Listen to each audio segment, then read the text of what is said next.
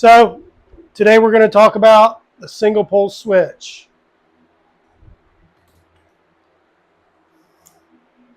So this is the single pole switch,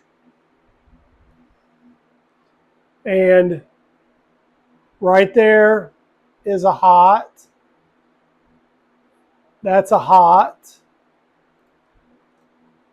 And then that's the ground. The ground, you can see that green screw right there. It's attached to the frame of the switch. It's also, if your washer or dryer is properly grounded, it's going to have a ground on it somewhere, and it's going to be taking care of the shell, and that's the ground. And that's about as far as I'm going to go on that. Let's see. So the next thing we're going to talk about is the tools we don't want to use. We know we're going to be replacing a switch today. This switch right here with this switch here. And we're going to talk about the tools we don't want to use. We don't want to use a little screwdriver like this. If you look at the terminal, you're not going to be able to get very good torque. You see it's going to slide around. And that's one thing I've noticed is homeowners or do-it-yourselfers or whatever using the wrong tool. So you don't want to use a little screwdriver like this. You want to use one the proper size. I've got one right here. And you'll see how it fits real well.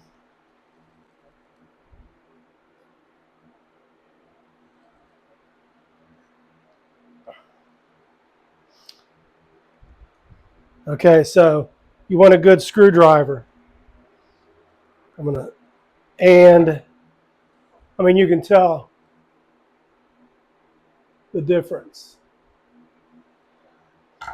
The other thing is you don't want to use this to strip the wires. You want to go to the Lowe's, Home Depot, Menards, whatever you got, Ace Hardware, and get you a good pair of strippers. And this is the type I'm talking about right here. I have another, give me a second here, and I'm going to look over here, and I think I got those, another pair, and I do not. There's another pair of strippers, and they put the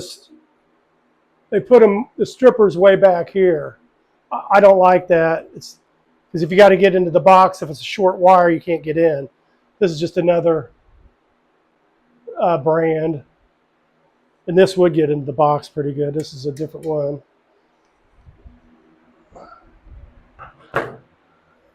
Okay, so we've talked about the tools, and that there's other tools that we're going to use, but you can go to for this. That's all you need. I'm going to use my screw gun too to put it in and to put the device in and out. Let's see here.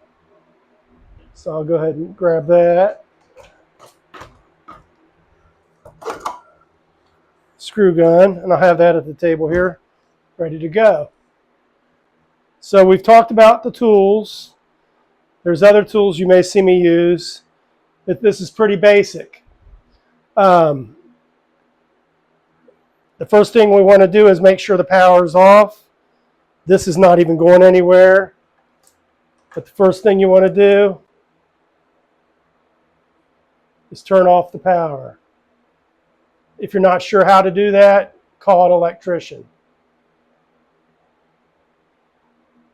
And if you are an electrician, make sure you're not working it hot.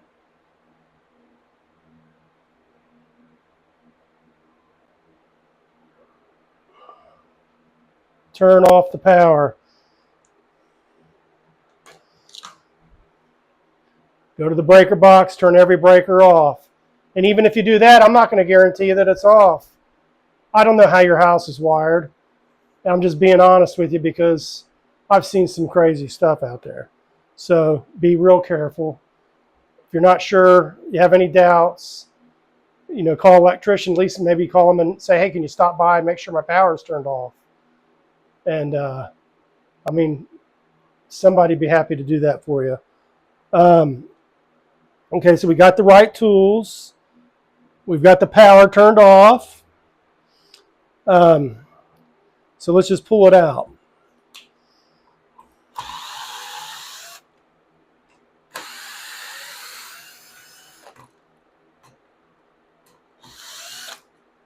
Now, if I have plenty of wire, what I want to do is I'm just going to go ahead and cut these off. And these are a pair of diagonal cutters. And most of the tools I use is Klein. It's a great brand. You buy them, it's going to last you a lifetime. It's just going to last you a lifetime. And you're not going to waste time. I know when I was younger, I would do plumbing or some things like that, or mechanical work on the car, and buy cheap tools. It doesn't pay off. Now in electrical, I always did get the top brand. That was what I was taught. That was my craft. It is my craft. So get the best. And you know what? For about $100, maybe a little bit more, right in there, you can go to Lowe's, Home Depot, Menards, or whatever, and get you a kit. You'll have this, the diagonal cutters. They'll give you a few screwdrivers and a pair of linemen's and a good pair of needle nose. Okay, and these are most of the tools I use. There's a pair of channel locks over there, but I can put these in my pockets and do about everything I need to. So, along with my handy dandy wire strippers. Okay. So let me set this stuff down. Let's get back at the switch. So the first thing I'm going to do is look and see what's attached. You may not have a ground. You may have. This is just a single pole that we're working on today. So the ground, you may or may not have a ground. If you don't have a ground, don't worry about it. Just ignore this part. So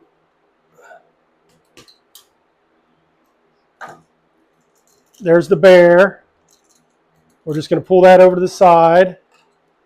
And I see a black and a white wire.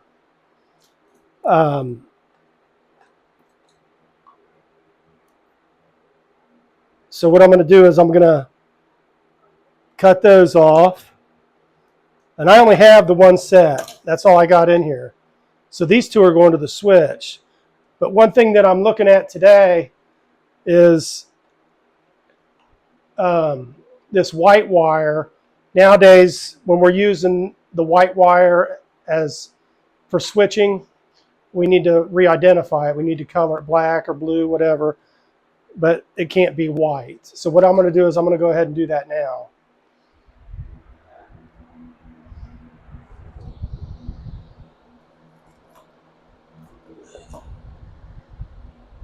Let's see here. What's in my tool bag? Should have had that ready. I'll tell you what I'll do. I'll use some red tape.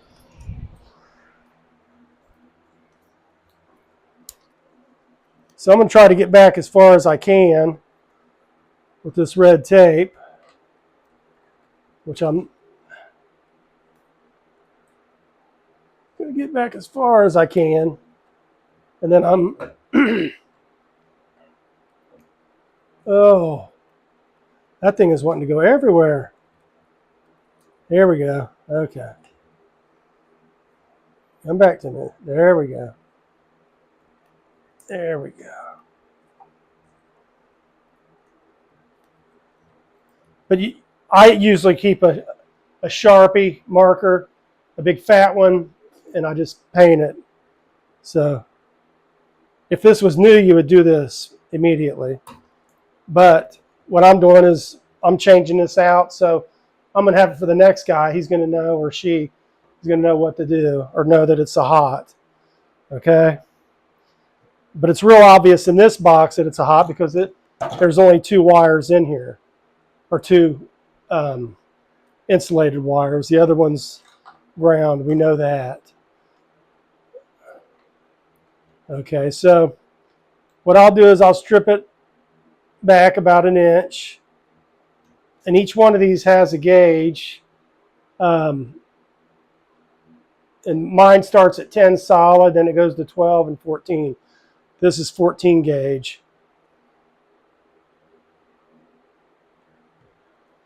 Okay, and what I like to do, I like to make a loop. So what I do is I bend this 90 degrees, then I come back over right about there, let that go, and I come just a little bit above the insulation here when I turn. You see that right there? And I should have turned it the other way, but I'll flip my wire around here in a second. But I'll do this again.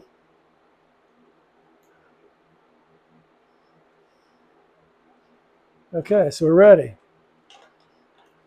And let's look back at the switch again. So this one is real similar to that one. It's just a different color. Again, the green screw is the ground. And these both carry electricity.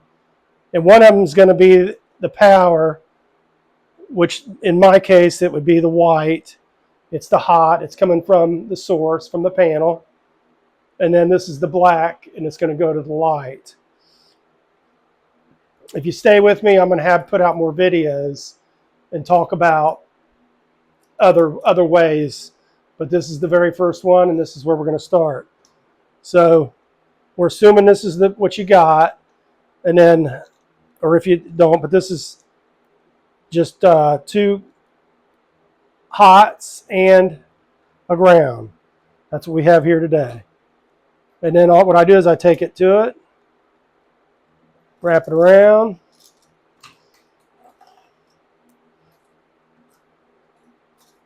take it to it, wrap it around. And back there when you seen me, let me get this on here. And then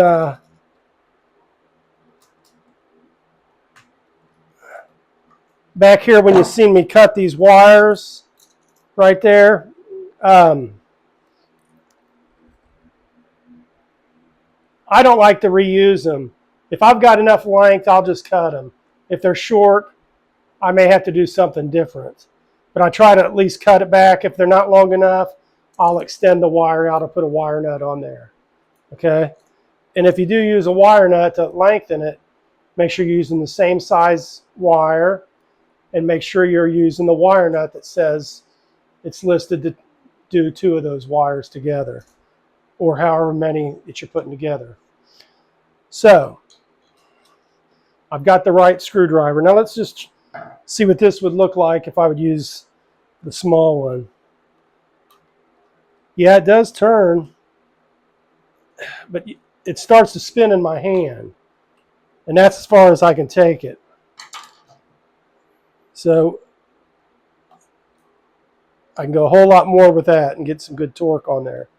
So, and if you're older or whatever, it helps to have the big handle. You can get down on it. And you're not twisting crazy, you're just getting it snug.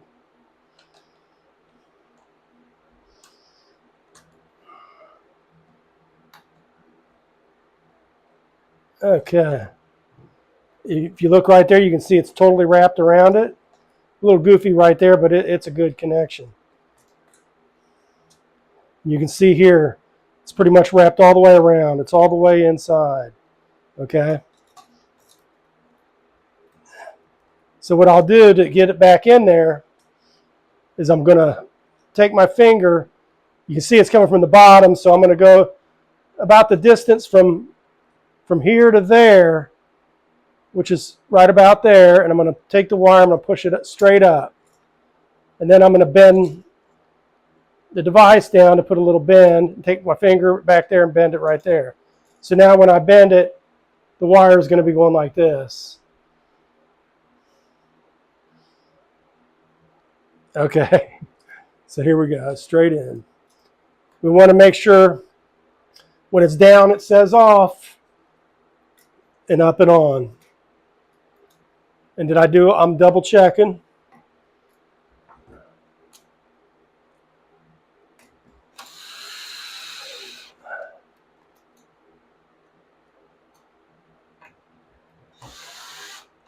And I'll start the one a little bit. I won't go all the way in. And then I'll take this one.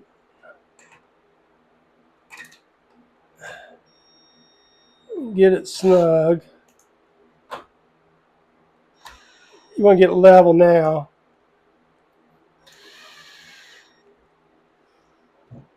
All right.